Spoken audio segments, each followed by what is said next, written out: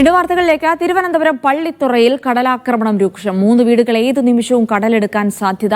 പള്ളിത്തുറയിൽ VSC north ഗേറ്റിന് സമീപമാണ് കടലാക്രമണം രൂക്ഷമായത്.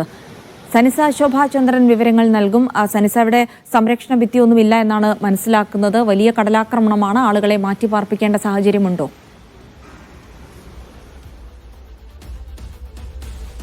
അതേ ചിൽസി, കഴിഞ്ഞ കുറെ നാളുകളായി ഇത്തരത്തിൽ തിരുവനന്തപുരത്തിന്റെ വിവിധ ഭാഗത്തുള്ള തീരപ്രദേശങ്ങളിൽ ഇത്തരത്തിൽ കടലാക്രമണം നേരിടുന്ന ഒരു സാഹചര്യമാണ്. പള്ളിത്തുറയിൽ ഒരു 3 കിലോമീറ്റർ കൂടി തിര കയറുകയാണെങ്കിൽ, കടൽ കയറുകയാണെങ്കിൽ അവിടെയുള്ള വീടുകൾ പൂർണ്ണമായി തകരാനുള്ള, നശിക്കാനുള്ള ഒരു സാഹചര്യമാണ് നിലവിൽ അവിടെയുള്ളത്.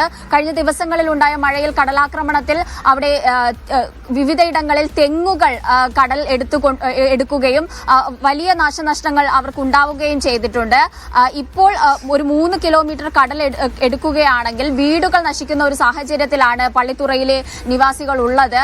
കൗൺസിലർ ഇടപെട്ട് ഇവിടെ ചാക്കുകളിൽ മണ്ണ് നിറച്ചുകൊണ്ട് തടയിണ കെട്ടാനുള്ള ഒരു ശ്രമം നടത്തുന്നുണ്ട്. പക്ഷേ കഴിഞ്ഞ നമ്മുടെ വാർത്തകളിലൊക്കെ അവിടെയുള്ള നിവാസികൾ നമ്മളോട്, തീരദേശവാസികൾ നമ്മളോട് പ്രതികരിച്ചിട്ടുണ്ടായിരുന്നു. ഇത്തരത്തിൽ നിറച്ച തടയിണകൾ കൊണ്ട്, മൺചാക്കുകൾ കൊണ്ട് ഉണ്ടാക്കുന്ന തടയിണകൾ കൊണ്ട് ഈ കടലാക്രമണത്തെ ചെറുക്കാൻ കഴിയില്ലെന്ന് അവിടെയുള്ളവർ നമ്മളോട് പ്രതികരിച്ചിരുന്നു.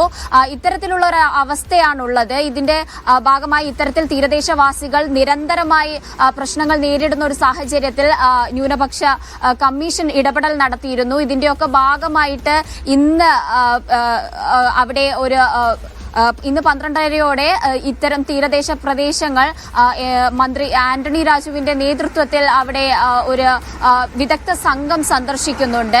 വലിയ രീതിയിലുള്ള പ്രശ്നങ്ങളാണ് പള്ളിത്തുറ പോലെയുള്ള തീരദേശത്തുള്ളവർ നേരിടുന്നത്. ഇപ്പോൾ മഴ കനത്ത ഈ ഒരു സാഹചര്യത്തിലും കടലാക്രമണം രൂക്ഷമാകാനുള്ള ഒരു സാഹചര്യമാണ് നിലനിൽക്കുന്നത്.